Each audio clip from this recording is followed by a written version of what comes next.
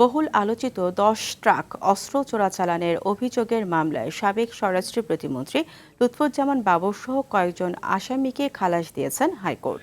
মৃত্যুদণ্ডের সাজা কমিয়ে ১০ বছর হয় ৬ জনের। উলফা নেতা পরশ বড়ুয়াকে দেওয়া হয় যাবজ্জীবন কারাদণ্ড।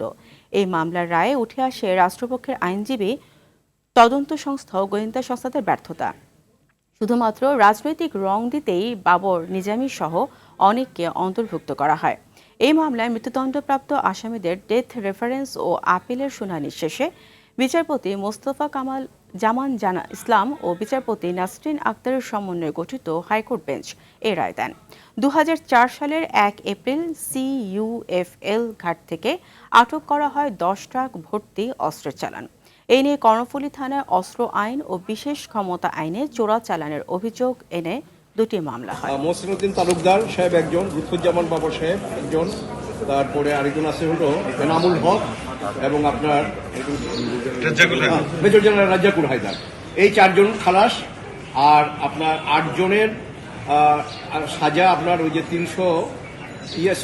25B তে ওটা ডেথ থেকে কমিয়ে এনে 10 বছর করেছেন।